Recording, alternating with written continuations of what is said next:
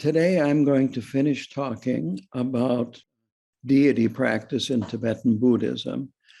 I gave an earlier talk on this subject a while ago, and this will conclude the topic. And I left off the first part of the talk with talking about the 5 qualities that lead to the success of a practitioner of deity practice. We just did Green Tara, and Green Tara is an example of a deity practice in Tibetan Buddhism. So the first quality is devotion to the guru, having a lot of respect for the guru and having confidence in the guru, as well as following the guru's instructions. The second quality is trust, which is free of doubt. That trust in the outer guru, trust in the practice that you are doing, and then having trust and confidence in your inner guru, which is your inherent Buddha nature, or very simply the nature of the deity that you are practicing. All of this is extremely important. And then the third point is closely related to trust, and this is faith. And there are 3 types of faith. There is longing faith, which is that you have an interest in the Dharma, you have an interest in the guru, you would like to be more like the guru, and then this, you might say, gradually turns into, sometimes it can happen quickly, trusting faith. And that is where you are really beginning to trust the guru. You're beginning to open up to the guru, open up to the teachings. You might say we let our guard down, even if it's just a little bit. And through this trusting faith and practicing and studying and so forth, contemplation, this leads to experience, direct experience. And that is the third type of faith, and that is lucid faith, where you are having a direct experience, or your experience is direct. It's not unaltered. You're not adding anything or subtracting anything. And at this point, your experience becomes the guru.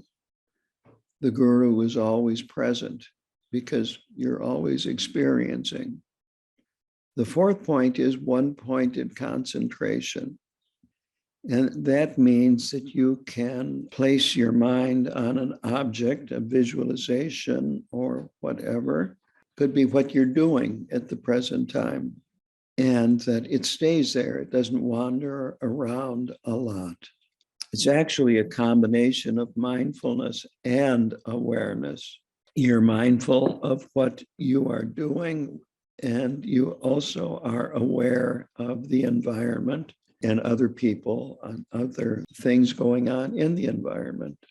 And the fifth point is secrecy. When it comes to Vajrayana practice, that these are to be kept to yourself. You don't talk about them with other people. If you have any questions about your particular practice, you talk to the Lama. You don't talk to other people, and you don't talk to other people about your experiences that you've had when practicing and so forth, because this leads to either arrogance, or it can also lead to exaggeration of your experience. And it can lead other people to think that, oh, I don't have things like that happen to me. I must be a failure. And then they lose interest. So the advice is to be a great yogi inward, but a subdued yogi outward. The method used in deity practice is to transform our experience from impure and diluted to pure. And a diluted experience is when we see phenomena as singular, real, solid, permanent, independent, and view ourselves in the same way, that with understanding, we see the true essence of all things and we experience their purity. Their essence is continuous, it's not singular, it's dreamlike, it's not real, it's fluid, not solid, it's impermanent and not permanent, it's interdependent and not independent. Again, it's easy to understand these, but when it comes to going about our daily lives, it's very difficult to bring these into our experience. So appearances do not present themselves to us as confusion. They present themselves to us the way they are, but our confusion adds all kinds of things that we create confusion, you might say, by clinging to experience, by projecting ideas, concepts, interpretations, and of course, always our ego. What does this mean to me? Is this good or is it bad? So to purify on the relative level, we need to understand, contemplate, and realize interdependence, that things arise due to causes and conditions. They do not just suddenly appear. And on the absolute level, we need to understand that phenomena are not truly existent, that things are not separate. On the other hand, if we are thinking about the absolute level, things are not permanent, things are not truly existent. For instance, our body, our car, our house, we can fall into the misconception that, well, if things aren't truly existent, then what I'm seeing is not real. It really isn't there. But what this means is that appearances still appear, but that they are not truly existent. So Vajrayana removes this seeming contradiction between the relative and the absolute. Things as they appear is the relative. The absolute is things as they are. In deity practice, we have a large variety of different yidams. And a yidam basically means that which binds the mind. So the yidams are the deities that we visualize ourselves as, or the deities that are in the retinue of the main deity. Yidams are in the front visualization when we do front visualizations. All of them come from the Dharmakaya and the Guru's mind, which is the Dharmakaya. And in our case, the Guru is Gyalwang Karmapa, the 17th Karmapa. These all are expressions from the Dharmakaya. There are a wide variety of yidams that we practice because there's a wide variety of types of confusion among sentient beings. It's that simple. That these deities are part of the skill means of the Guru, and we have very complicated minds. There are two stages of deity meditation, the generation stage and the completion stage. And they symbolize the arising and disappearing of phenomena. And they are done on a pure level. So the generation stage is everything up to the end of the mantra repetition. We just completed Green Tara, so this would have been the generation stage with everything from the first syllable that we chanted to the completion of the mantra repetition. And then we the Vajrasattva mantra, a few more prayers, And then we ended with, I'm going to go to the text here just to point this out. Green Tara is a little unusual because after the mantra repetition, there's actually quite a bit that is chanted. So we do the, with Green Tara, we do the Vajrasattva mantra for purification. Then after that, we request that any defects and mistakes that we have made be purified. And then finally, the last two phrases are the deity and my mind are undifferentiated. I rest in the natural state, the Dharmadhatu. So that is the point where you actually dissolve the visualization, and that is the completion stage. And then what happens is you rest in meditation without meditating on an object. In open awareness is the phrase. And as soon as a thought arises, then you visualize yourself as a deity again.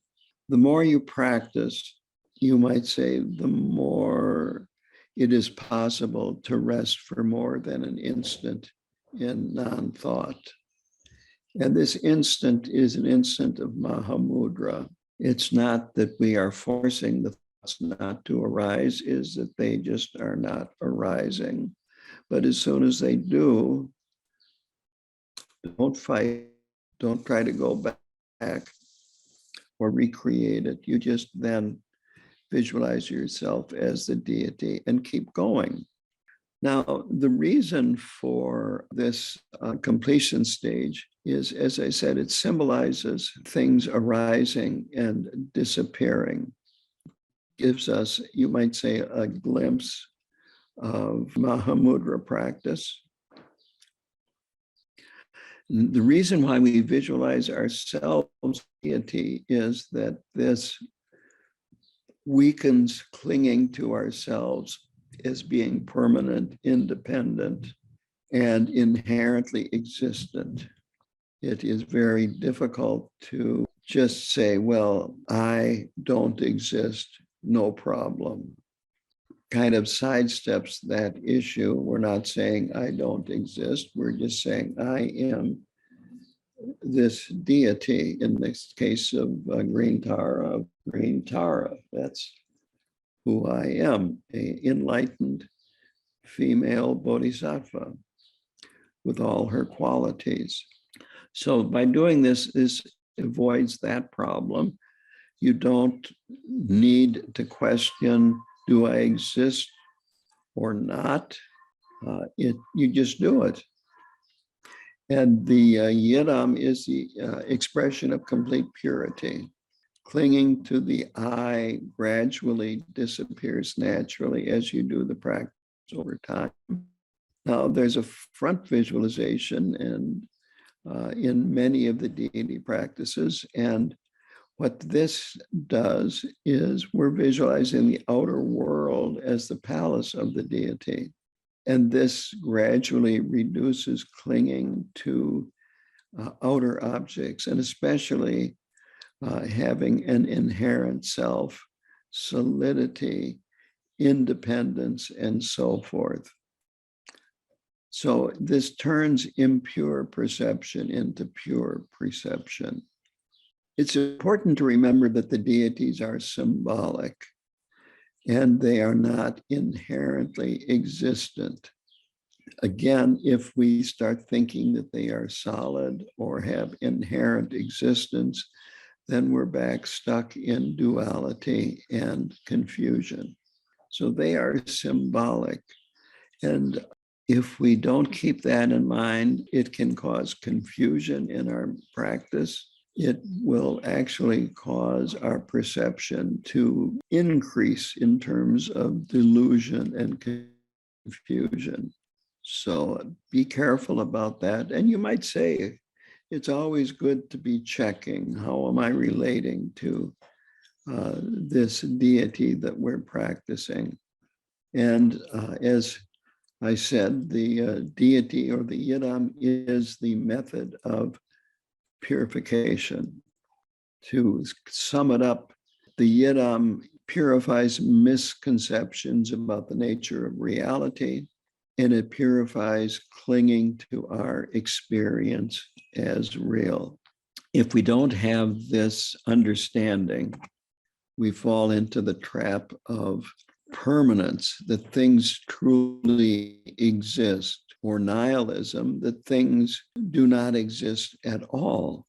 And one of my favorite examples of the problem of nihilism is that if you think, well, I don't exist, cars don't exist, I can go out in the road with my non-existent body and not have to worry about these non-existent cars that are going by at 60 miles an hour. And then you will have a non-existent death and a lot of non-existent pain. And it, doesn't make sense.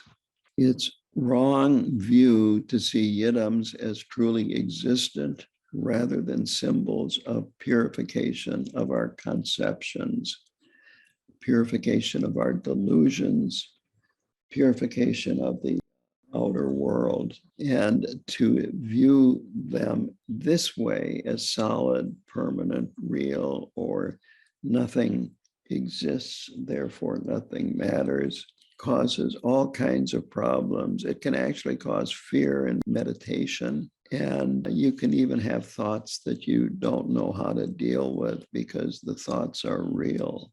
And sometimes real thoughts can be really scary.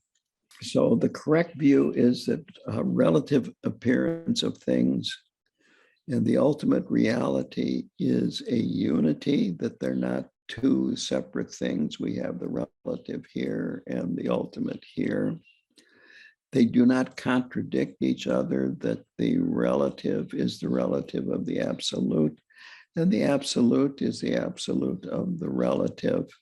The generation stage is relative truth, where we are developing all of these deities, their hand implements, their colors, their posture, and so forth. And the completion stage is to counteract this extreme belief that things are truly existent. So understanding that both form a unity is the union of bliss and emptiness. The yidam is called the root of accomplishment because practice leads to the accomplishments of relative and ultimate truth. Relative siddhis, which means accomplishment in Sanskrit, and ultimate siddhi, which is complete enlightenment. So the speech of the yidam is a unity of sound and emptiness. The mind of the yidam is a unity of awareness and emptiness. The body of the yidam is a unity of form and emptiness. So keep this in mind when you're practicing. And then finally, there is the pride of the deity. And here, pride is not considered a klesha, like arrogance. What pride of the deity means is to feel that you are the deity and that you have the dignity of the deity, that you are of noble family, and that your ultimate essence is the deity. In post-meditation, it's good to keep this pride of the deity, at least remind yourself of that from time to time. So here are some characteristics that are important when you're doing deity practice or in post-meditation. To have a stable visualization, to have a clear visualization, to have a sense of being alive and present, and to see yourself as pure. This clarity of the visualization, this sometimes causes a lot of confusion because some people have good visualizations and some people have very poor visualizations. Their visualization might be, for instance, like going into a closet at midnight with all the lights out and opening your eyes. And some people, and I have found visual artists tend to fit in this category, have a very strong visualization, very clear. The point is that there are problems with each and there's solutions with each. First of all, what's most important is have a sense of the presence of the deity, that the deity is here and that you are the deity. If you have a very poor visualization, you can fall into the trap of thinking, oh, I'm not a good practitioner. I'm not much good at this at all, yada, yada, yada, and avoid that. Remember to have a strong sense of the presence of the visualization of the deity you're visualizing. And then if you have a very clear visualization, you can fall into the wrong view of developing the idea that the deity is very solid and real, like a statue or a tanka and so forth. And you also can become arrogant. Well, I can do this, and very few people can, yada, yada, yada. This is a big deal. So these are problems. Again, these 4 points were stability of visualization, clarity of the visualization, sense of being alive and present, and seeing self as pure. So develop confidence in the practice. Again, the correct view is the unity of the two truths. That this path of deity practice is method and wisdom combined.